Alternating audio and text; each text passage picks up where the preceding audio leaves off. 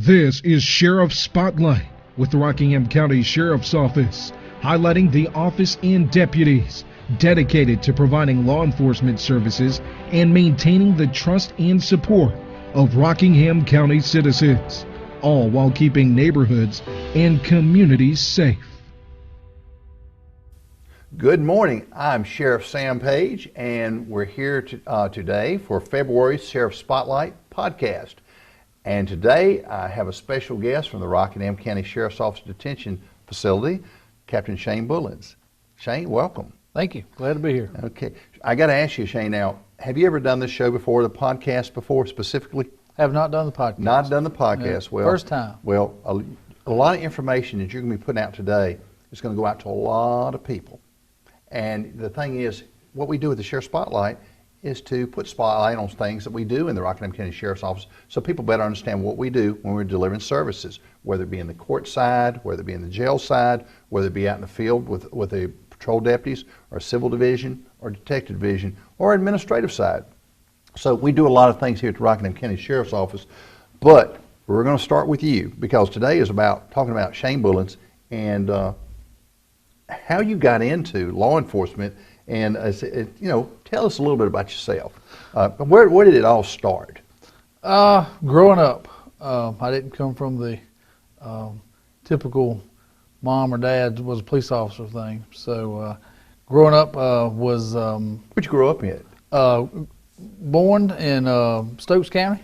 I like that place. That's Mike Marshall country up there. Yep. Then we moved to Rockingham County and grew up in Med-Am for the most part. Okay, so you were born in Stokes, moved to Rockingham County to Med-Am, and where'd you go to school at? Went to several schools. Lasser School in Madison. I'm not familiar with Lasser School. That is where the Madison Police Department is located at now. So that was a elementary school. Oh, wow. So went there, transferred from there to Elliott Duncan, which is, the big day of the tornado. Where the parade field is, that's where the school used to be located. Yep. And then from there, Madison Med-Am Middle School, and then Madison Med-Am Senior High School. Did you have someone in the school system that, as a mentor or somebody that really stood out that helped you think, that helped you during school, whether it be at the elementary, middle school, or high school level, that kind of moved you in this direction? A lot of coaches.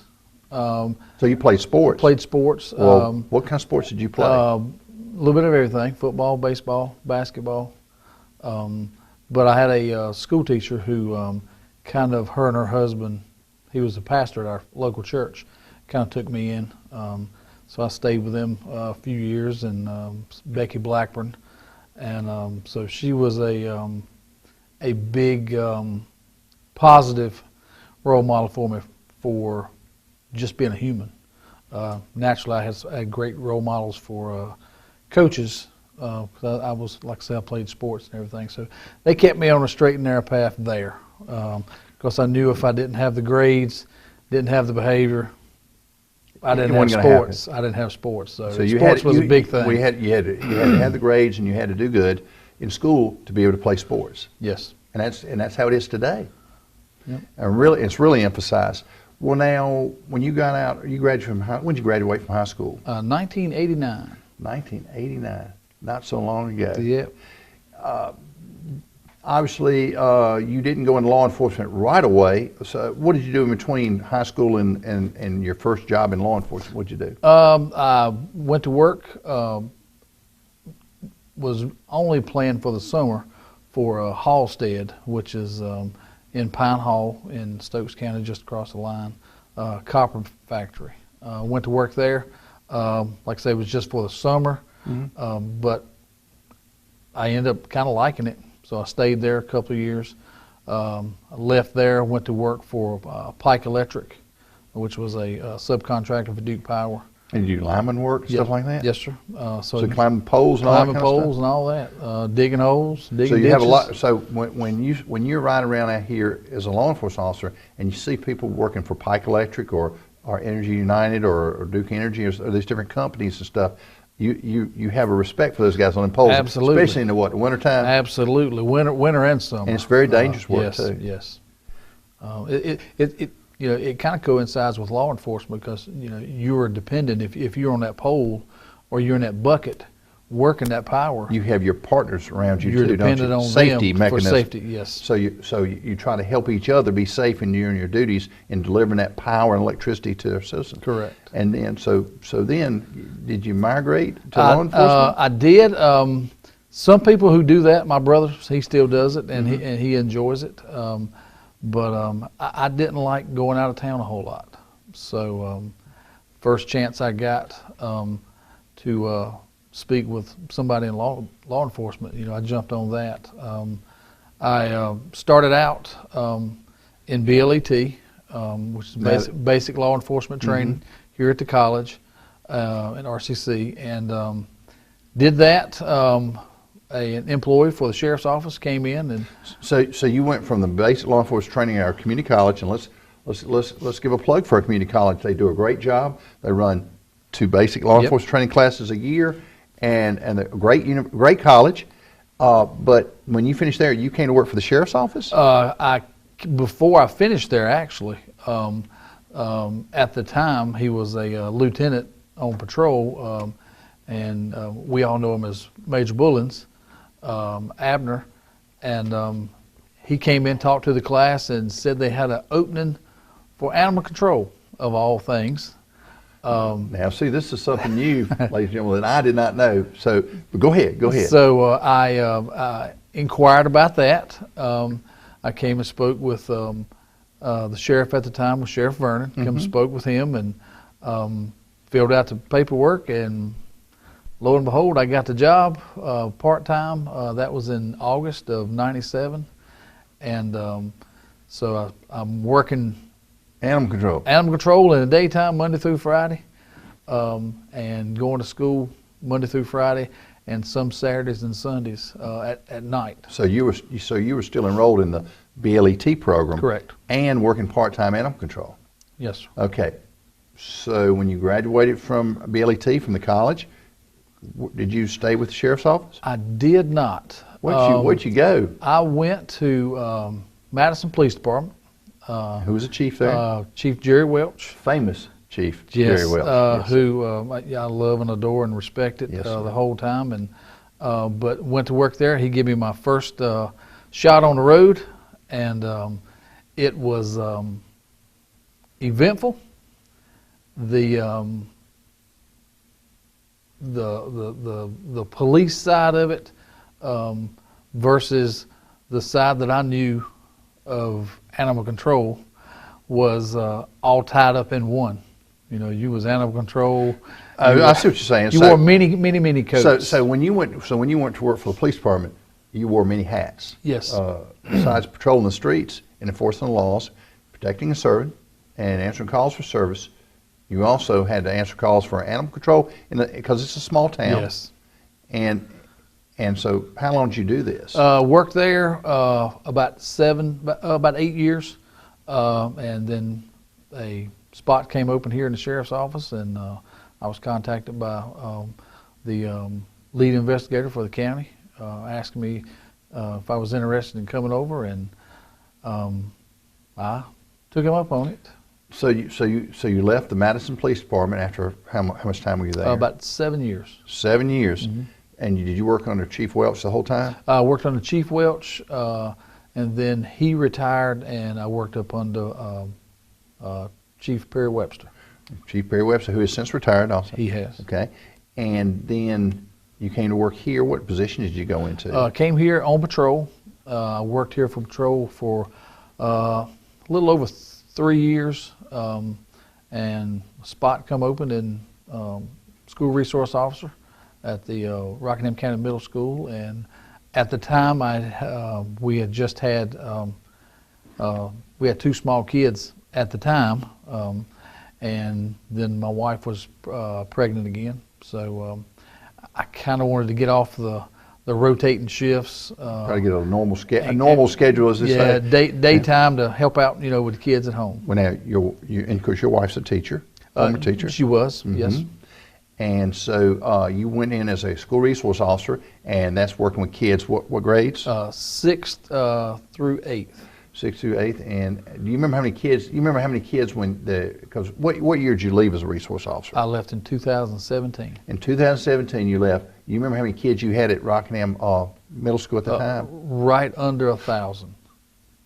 But you also transitioned from there to Rockingham High School. High school for my last year. For your last yes, year. Yes. So I actually left the middle school in 16, and then I left the high school in 17. You know, I'm a former school resource officer, and I always tell people it's a job that I really liked.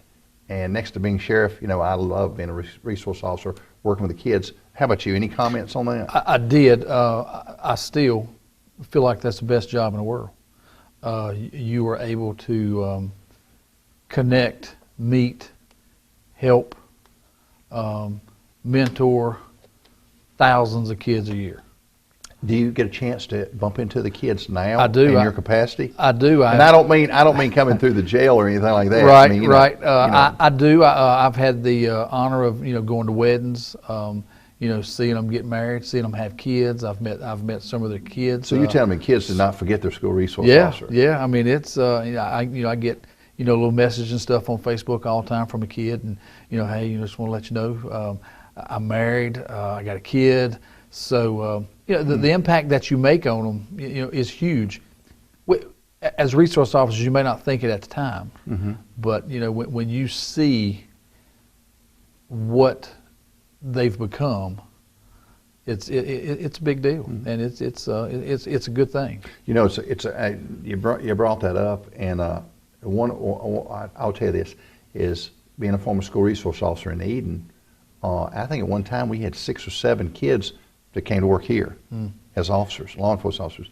But most recent, over the past just few years, one of my former students he's now the district attorney, Jason Ramey. And I don't know, Roy, I don't know if you knew that, but yeah, Jason Ramey was one of my students at Holmes Middle School. And so it is wonderful to see kids about when they were in school, working with them, and then seeing where they've gone to in their adult life. Right. So and in the position that I'm in now as captain and jail administrator, I've got a couple of students that I've had that now work here at the sheriff's office. See, and I think that's probably one of the biggest compliments if you've done that work. And I sometimes wonder if school teachers have the same feeling as Right. Hey, I taught that kid right there. That's one of my students. And look where he's ended up and stuff. But it makes you feel proud. Oh, yeah, absolutely. Well, let me move on a little bit here and stuff like this. At the sheriff's office, we have some primary responsibilities: civil process, which you don't supervise the civil division. We also maintain security in the courthouse, primarily in the courthouse area, but primarily in the courtroom. That's one of our responsibilities. Looking after protecting the judges, maintaining order in the court, and also maintaining a jail and stuff like this. Is one of my big questions is, you've been a jail administrator since when? June of 2017. 2017. So a few years now you've been a jail administrator. Tell us some basic duties and responsibilities, and because you also had to go to school for this. I did. Tell us some basics. How long did you have to go to school to? What type of school did you go to be a jail administrator? It was to become a detention officer, you have to have a 5-week course of basic detention officer skills. Is that taught at a college or community college? We went to GTCC, which is Guilford Tech, and you're there Monday through Friday. At least 8 hours, at least 8 hours a day. And it just goes over the basics, laws, rules and regulations of the jail. That apply for the jail. That apply for the jail. And they're statewide, so it's not one set of rules for here and a different set in Guilford County. So it's somebody statewide. could go to the detention school in Greensboro, and what they learn can apply anywhere in the state. Correct, yes, sir. What are your basic responsibility as a jail administrator? Pretty much day-to-day involvement, making sure that all the inmates are doing what they're supposed to be doing, making sure all the employees are doing what they're supposed to be doing, helping day in and day out with anything that comes up, far as ordering bills, making sure stuff is paid. It's a lot of stuff that goes on, but I put everything on a team platform. Now you are surrounded by 2 lieutenants, Correct. and other staff and supervisors that help you coordinate. How many? Well, let me say this: is they help you coordinate your efforts Correct. to run the jail every day. You have a food service. We have a food A lot of people service. don't know this. How many meals a day do you have to prepare Oh, on average? probably 500 So probably and at least. And we do a contract food service. That is correct. But you have to provide meals, 3 meals a day. Mm-hmm. I think under the what do the rules say as far as hot meals and cold meals? You got to have at least Two. 2 hots Yeah, and 1 cold. one cold. And the cold, most of the time, it's either salad or sandwiches, stuff like that. And they also, how about your calorie? In a calorie regulation, have to have at least 2,500. 25 to 2,600 intake calories Yeah. per meal. Yeah. So not only do you have to have certain types of meals, but you also have to make sure the calorie intake is proper. How about inmate exercise? A lot of people have questions about, because sometimes they confuse us with prisons. Right. What are you required to do as far as exercise with the inmates? They get out. State requires us. They have to get out and walk, be outside of their cell 3 hours per week. With our numbers low, it's not an issue. They get out most every day. Of course, everything that's hit us with the COVID and everything. Yeah. So we've got different restrictions for that. But we are required for them to come out of their cell at least 3 hours a week, and we do that without any issues. And they're under direct observation in most of the pods. Yes, sir. An officer's there watching them. Mm-hmm. So they're you said 3 hours, at least 3 hours a week. Yes, sir. Is a chance they get out more? Yes. Yeah. Yes. Because with less inmates, you have an opportunity Correct. to get them out more time out. Do you have how about exercise? What do they do for exercise? We have naturally when they get out, they can walk inside the cells themselves, the pods. Mm-hmm. They can walk in there. We also have a rec yard. That is a secure rec yard that they can go out and walk in it. We can have 4, and it's out fresh air too. Fresh air, yep. We can have them out there 4 at a time. Walk. They have to be moving. They can't sit down. If they're sitting down, we ask them to get up, continue walking, or either come inside and they can sit at the tables and stuff inside. All right, let me talk real quick because we don't have a whole lot of time. But on COVID control in a jail system, do you have an intake and screening system to help protect our inmates inside? Yes, sir, we do.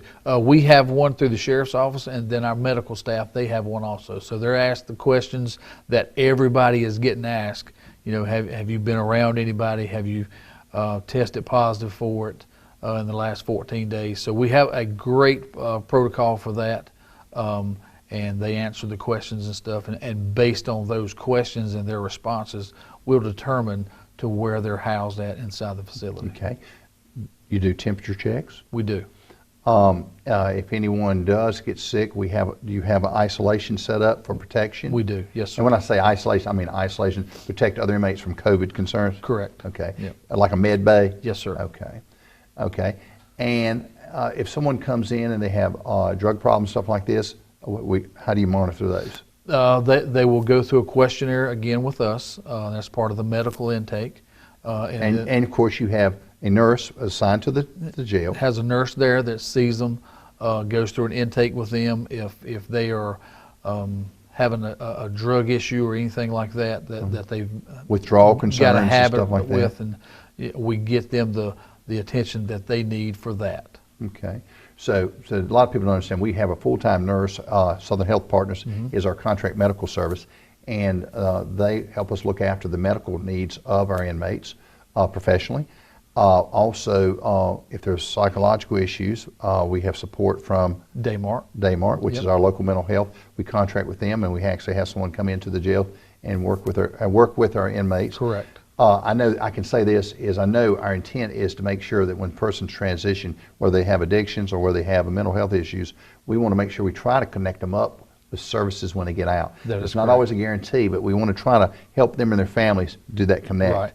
Okay, because if you have an addiction, it can be a lifelong issue. And if you have psychological issues, it's a lifelong issue and stuff. But everybody, everybody that comes into the jail, they're somebody's who? Child. It's somebody's child. Yeah. And do you get calls from mamas and daddies? I do. And family members asking about their family members? I do. And a lot of it is, majority of them will understand why they're here. But again, like you said, that's somebody's child. They want to know that child is being taken care of to the best of our ability. While they're in our facilities. And I relay that they are. Now, sometimes the inmate themselves will get on the phone and tell mom or tell dad or grandma, whoever, you need to call up here and tell them that they need to do whatever. So what you're saying is sometimes people come into our jail, they don't like our facility. Right. They don't like our rules and regulations. But you have rules and regulations for what purpose? To be followed and for safety and security. And to protect the inmates? Inmate and the officers. Okay. All right. Now, if a family member wants to communicate with their loved one, they don't have face-to-face communications anymore. Shortly, brief, because we don't have a lot of time. Yeah. But tell us real briefly what type of communication systems, if someone wants to interface with their loved one or their family member in the jail. Yeah, we have phones, which is run through Paytel. So they can call. So they can call voice to voice. And then we have a kiosk system set up in each pod through HomeWave, which is similar to a Facebook Skype situation, so they can call. They can Zoom their. I know I'm saying that, but they can connect electronically. Correct. To the inmate. And physically see each other face to face on it without having contact with anybody from the outside. And the family member can subscribe and be at home on their computer talking to the inmate. Yes. Now, one thing is all these phone calls and all these information or this interfacing on the computers, it's all monitored by our security system. Correct. And we have people that are designated to monitor. Yeah. That is correct. And that's for safety and security. If someone wants to drop off some money for an inmate, they come here. We have a ATM machine out front in the main lobby. And beside it is a ATM where you can withdraw money. And then we have a kiosk there. We have a kiosk there that you put the money in, and you select the inmate, and you enter the money there. So if you want to bring some money and you want to put some money in their account to help them out while they're in our facility, you can go to the kiosk, which is located beside the ATM in the lobby of the sheriff's office. Okay. Correct. If you have any questions and you want to call and you're over here in the lobby, where can you call? When you come in the lobby, there's a black phone hanging on the wall. And it has a number on it? It has a number on it to who you need to call. Okay. All right, let me go back to the, let me jump real quick here to the arrest process real quick. Someone is arrested. They're brought to the magistrate. By law, we have to bring them to the magistrate where the conditions of release are set. They could be placed on a bond. If they're placed on a bond and they're committed in the jail, and you get a call from a family member and said, "Hey, I'm in the jail and I need to get out of." The family member calls you. How do we get them out? What do you tell them? They will have to go through the process, either bonding them out with cash, putting property up, or going through a bail bondsman. So a person could post a cash bond with the magistrate. Yes, sir. A person could hire a bondsman. A person could also put their property up against the amount of the bond to get the person out. Correct. And then that information is transmitted, taken to the jail side. That paperwork is processed, and then when the conditions of the bond are met, the inmate is dressed out, processed out, and then released. Released, yes, sir. Okay. So I want to make sure we covered some things. Is when people are arrested, not everybody arrested. Sometimes people receive a citation. Some people may have a criminal summons served in the field where it doesn't mean a formal arrest is not made. Correct. But generally when you have arrest on a warrant or an own view arrest, we're required by law to bring the person to the magistrate, whether it be a magistrate in Eden, Reesville, Madison, or here at Wentworth at the sheriff's office. And there's a magistrate here 24/7, but there are different ways to get somebody out of jail, which we already said. And again, once that we finish and we meet the bond requirement, that person's released. Correct. Okay. Correct. All right. Now, I don't think anything else I want to say on that. You do help run the courts. You have bailiffs. Correct. And what is their basic responsibility? Safety and security of the courthouse and inside the courtroom. And if you do come to the courthouse, we are going to be in the future going to be taking temperature checks. We're already in the process of doing that. Temperature checks. Yep. And also there's some social distancing in the courtrooms and stuff like that. If you have any questions about something going on in the courts and you're not sure, or you have a case over here, or you're just in the courthouse building, who should you ask for information if you're not sure? If you're here, it'll be a deputy out front to ask them naturally. Or a security. Security guard. If you're not here, contact the district attorney's office or either the clerk's office, and they will be able to assist you and go through there with that. Last thing on, we also handle what's called involuntary commitments when persons are petitioned for commitment for mental support, and sometimes we get those papers and we have to go out and pick a person up, bring them to the area hospital. When the person goes from the hospital, they decide they need follow-up care, person's brought here, or we send a van to pick that person up at the hospital, and we take them to the mental hospital where they can get further evaluation, right? Correct. Okay, when they're finished, normally what happens? Normally the facility that they're at for their second evaluation will contact us if they do not have a ride set up for them through their family or friend or whatever. And we'll bring that person home. And then we'll bring that person back to their residence. All right. Is there anything else that I have not covered? I know, 28 minutes is not a long time to talk. Right. We appreciate you, Shane, what you do. We appreciate all your staff, your lieutenants, your sergeants, and all your detention officers do a great job. It's a team effort. You said this before. You're a coach. You've coached different sports. Right. But, I've told you, that's what I like about you, is you do it like a team concept as a coach. Is there anything you want to say? We've got about 20 seconds. No, just be safe out here. COVID is real. I'm a survivor of it, so it's real. Wear your mask. Wear your mask. Wash. Wait.